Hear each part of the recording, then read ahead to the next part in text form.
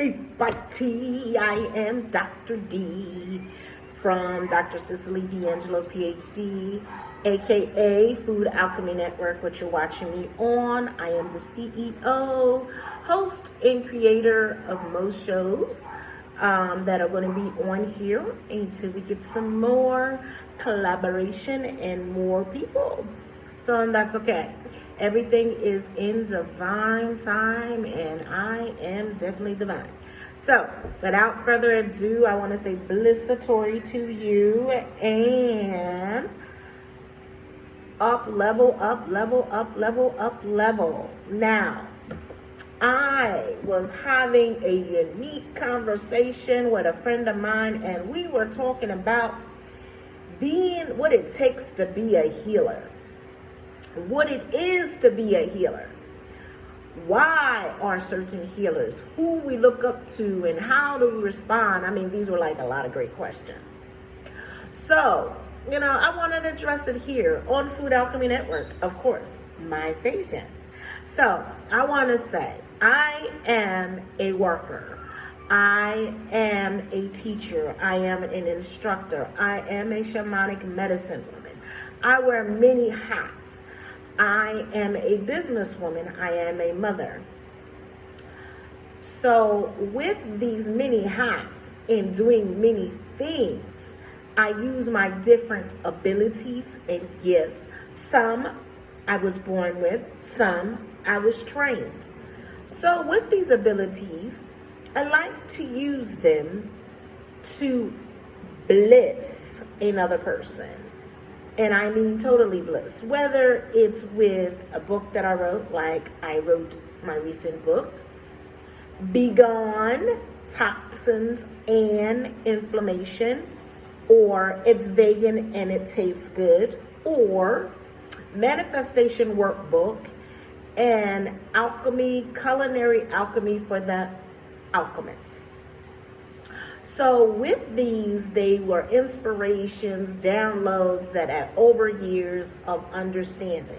So we are in the works, in the trenches, and as you do go in the works, you would like to share the information that you've gathered with others and show them what you have learned. Now, different people's aspects of what they learned, what they accumulate will be different. How they respond and how they act. It all depends on where people are in their growth. So nothing, I would like to say, nothing in this galactic multi-universe is perfect. Not a being, not a drop, not even a snowdrop or a snowflake or a rock. There's nothing without blemishes. There's nothing without distortment of some sort, or discoloration, or multicoloration. So you're like, what? What is she talking about? This is something that is imperfect. Sorry, my hair tends to get in the way. Imperfect. And it might seem like it's unbalanced. So let's erase what perfect is, because as I showed you, there's no perfect. As I'm giving you an example, there's no perfect. So as a healer, some are still learning, some are still growing. And work with them if you get a better understanding, meaning, do you know where they come from? What are their background?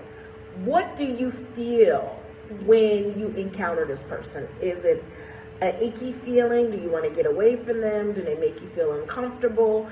Or do they feel like you want to sit down and just relax and just, like enjoy their energy? Enjoy their knowledge. These are things you need to ask yourself. Because not all healers are made, and not all light worker practitioners, individuals, are for everybody. There is a put it? There is something in everyone, for different beings to work with. So work with the person that makes you shine or feel like you can grow or feel like you are going to get accomplished your goals. Work with someone that is going to support you. Work with someone that maybe has your vision, or maybe even not have your vision, but support your vision. And those are the people that are right for you, because they're going to say, how can I support you? What can I do to be of assistance to you and your goal and where you want to head? What do you expect from me? What are you expecting from this session? And you sit down and you realistically write out what you expect and see, look, can this be accomplished? And if the healer, assistant, being, instructor, shamanic, whatever person is of right means, they're going to say, this is what I can do for you and this is what I can offer. They might say, I am not fit, or I might not be a fit for you to go here, or it's not going to be in that amount of time. It might take you to get a certain way. It might take you to do some work. And they tell you, this is what I expect for you, the client, and this is what you can expect from me, the teacher. And as they state what it is that they can provide and what is that they can provide for you and what they expect from you as the client, you come into an agreement of what you can work and how you're going to go about it. And if you cannot, get up and thank them for their time. Do not discredit them. And, do not discredit them for, oh, well, this person said they were this and this. It might not have gelled with you. It might not have worked with you and their energy. But they're giving you the information. And firsthand, you know who you can work with. You'll get that vibe. I feel I can work with this person. You are intuitively knowing if the feeling in your stomach, if there's something that's not right, go with that's not right and say, look, I'm feeling uncomfortable. This is making me blah, blah, blah, blah. So at this time, I'm going to step back and go somewhere else. Don't be ashamed whether it's a practitioner, whether it's a teacher, whatever that you are going to work with. Trust in your feeling. And trust me, I've been on that side of working with people that I felt uncomfortable and made me feel uncomfortable. And because I was young, I thought, you know what, I'm going to give it the benefit of the doubt. I'm going to work with them. And it didn't turn out right. And I wind up indubitably being hurt, not only spiritually, but physically in my body, because I allowed someone's belief system, what they say and what they were doing for me, be blinded because they were an elder or they had more knowledge. You know you better than anybody else. Someone can say what they feel is right for you. Someone can say what they think they know about you, but not one person on this planetary system, galaxy, or wherever your encounters are knows you 100% in and out. There's different aspects of yourself that people see. And there's many aspects to you and many aspects of the healer. Be mindful of that. So don't belittle yourself at all and just say, you know what, I'm going to humbly do this. Because like I said, I've been there. I've trusted and listened. And let me tell you, if it wasn't for sometimes my son saying, Mom, why are you doing this? Or my daughter like, Mom, you don't feel comfortable. Why are you doing this? And I would say, well, because they're elder or because they have more knowledge. But they're like, Mom, you're uncomfortable. So why are you allowing that? I said, because they know more than I do. I'm young. Out of the mouth of babes. It took a while for me to say, you know what? I'm not taking this anymore. I don't need this. I don't believe this. And I used to keep quiet. And the things that were done to me, and I let it go. And then I start vocalizing. And then you got to be careful who you're vocalizing with, because others will take it as gossip and actually use it in the wrong context and hurt someone and say, look, and I say, this is what happens to me. I'm telling you my feelings or what I felt. It might not be what you encounter, but this is what I feel. So don't let somebody not try to invalidate what you're feeling or invalidate what you're seeing or validating what's going on with you, because I've had that happen. I've had gossip. I've had, things that I didn't know better. And it was like, whoa, wait, what should I do? How should I encounter this? How do I make this right? It's not your job to make it right. It's not your job to make it perfect. Say how you feel, but first be man or woman to go to that person and express, this is how you made me feel. And if they shut it down, okay, walk off. It's all right. Thank you. You tried to encounter. And then if you have to have encounters after that, be respectful, but set your boundaries. This is what I will accept and this is what I want. Okay. Thank you so much for giving me the opportunity. Thank you so much for giving me the guidance. Thank you so much for taking the time out. And then move on. Don't harper on the feelings. Don't harper on that. It is what it is, what it is. And it's going to be what it is. Don't settle for less. Know your information. Go about your information. Know what you do is in your heart, and it will be seen. You don't have to prove to anybody that you are validated. You don't have to prove anything. Only thing you got to do is be you. Be true to yourself. And like I said, when you're true to yourself, some people might not understand. They might not accept it. Because sometimes people get so used to taking you for granted, walking on you, talking to you any kind of way. It becomes a habit. And then when you check them, they try to make it feel like it's your fault. Well, no. Unacceptable behavior. Delete, delete, delete, cancel, on. I am going to be treated with respect. You are going to talk to me with respect. You're going to treat me with respect. If you do not, to the left, to the left, to the left, to the left, to the left, to the left, right away. And keep it going. Don't be sad. But you know what? Because this relationship is a breaking up of sorts, grieve. Give yourself time to grieve that relationship.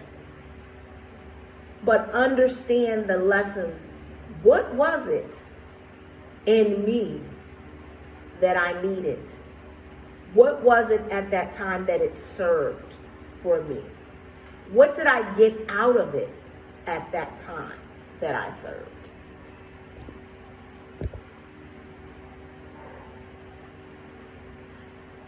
And don't feel bad. Don't feel bad about how you feel, what you're doing, and how you're going about it. Trust yourself in individuals and teachers. You will know. And if sometimes you will encounter someone that actually, like yourself, you might know more than the person that you're going to, and there's ego involved in them, like, oh, well, it's not really possible. That's okay.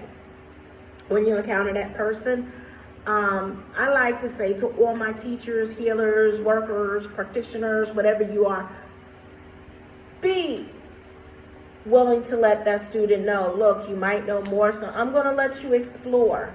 And if they make mistakes, they make mistakes. That is life. You get up, you pick yourself up, and you keep going. And not all students are right for each teacher. Not all teachers are right for the student. These are basic things in life. You got to understand, where do you fit in? Where am I most comfortable? Who helps me? And then sometimes you can outgrow your teacher, or you outgrow individuals. And when you do that, move on and let them know, look, I'm feeling this way. Explain. And if they can accept it, okay. Moving on, next. And you don't have to do it in a nasty way. There's things that can be done in a positive way. But like I said, try not to get caught up in that gossip stuff. Try not to get caught up in that backstabbing stuff. Try not to get caught up in the accusatory stuff. Don't. Speak your truth. Be respectful. Say that you want love. Say prosperity. Wish them the best and keep it moving. But be truthful in your connection. And understand where you're coming from, the knowledge. Acknowledge yourself. And like I said, not all healers are perfect. Not all healers do things the same. Do not compare one to the other. You might get one from the information. These are just information that I want you to know. Be mindful. Be mindful. And let me offer you another advice. Sit and meditate at least 3 days before you encounter someone, whether you want them to be a teacher. Meditate on it daily. Before you want to get a practice done by somebody, meditate on it. Whether this is right course for you, meditate on it. Make sure that you're in the mindset and ask Source, Universe, God, Buddha, archangels, whoever, ancestors, Thoth, Sekhmet, whoever, Shango, whoever or whatever. Go in meditation with that and make that connection, and you will get your own answer. It will go within and it will clearly state yes, indubitably yes, yes, yes, yes, or no. It'll be so profound, like, no, this is not for you. And the people might not understand. And I'll give you an example for myself. I've been playing with, was going to get in the religion. And I got divination done for me at the time. And one of the divinations, the thing was that I sat down and I felt it and said, okay, they know more. Again, me being, let it go. When I got back to the other state, I was going to school for culinary at the CIA. And it was like, no. That morning, I got up early to leave from New York to go to Jersey to get all this, to receive my Obatala, get the ceremony done. Let me tell you, because I was marked Obatala. And my keys was lost. I couldn't find my keys. I mean, for a whole day. And I was supposed to be there early. So I had to call the person and say, look, this doesn't feel right. This is what happened. I can't find my keys. I was like, talk to Alegba. And Spirit said, this is not for you. That is not your head. Now, the person at the time was very upset with me. And I let them blow it off. And I said, look, I'm not trying to be disrespectful. My spirit is saying I need to get another one. Somebody else need to mark my hat or do another divination. And I'll never forget, I went to New York and I met Baba Ade. Baba Ade did my divination, and I came out to be a child of Yemaya, and one of the oldest Yemaya there was, and that's why they were feeling, he said, the Obatala energy, but I was definitely a child of Yemaya. So that sat good with me, and I honored that because I felt that energy. I was calm, and I asked myself, now, when I went to another ceremony, I have the hand of Ifa, and I got that ceremony. It didn't feel right. It didn't feel right, and I questioned it, and I kept questioning it and questioning it and questioning it. And then I happened to meet my brother, Orogun. Well, we have been talking for a while, and he's a good friend of mine, and from Nigeria. And he said, if it doesn't feel right, then it's not right. And I said, okay. He said, and call and let them know it does not feel right. And I was like, how do I tell this elder, or being a female? And I said, this doesn't feel right. And I just said, okay, I'm gonna go with it. That's not what I should have did. First time I had courage, I was young, and now I'm a little bit older, and not, and like I said, so even I made a mistake. And I know, so I said, you know what, let me get the information to figure out maybe why this particular incident happened. And now that I have a big brother that is in the religion, been in religion, was born in religion, very, very good friend of mine, say, you know what, if you're not feeling it, it's okay. Be honest and let them know. And I said, you know what, I am. So that's what we're working on. So I'm here to tell you, look at me. I'm 51. I make mistakes. But also, that was my thing. I don't want to cause any rifts, especially when it's sisters or women. I have this thing, a tendency to do more protecting. When you're a man, I'm like, lay it on the line. I'm going to say what I have to say. But now I speak in my peace and my truth. If they accept it, they don't. And I have to say, this does not feel right. And I know my head, if it is in any Orisha, is Ogun. So that my lineage, my family lineage, meaning my bloodline, goes all the way back to Ogun, and was told by my mama that that's what our bloodline is. And I'm not talking about in Orishas, I'm talking about history. And a friend, Orogun, told me that is precisely probably why. Because his family heritage is Ogun as well. And I appreciate him so much. So I just want to say, be mindful, speak up when it doesn't feel right. Do not just accept because it is. And you deserve to be treated just like everybody else. Don't allow anybody else to dull your shine. So I leave this to you, and bliss satori, bliss upon you, life, longevity, and love. I am Dr. D.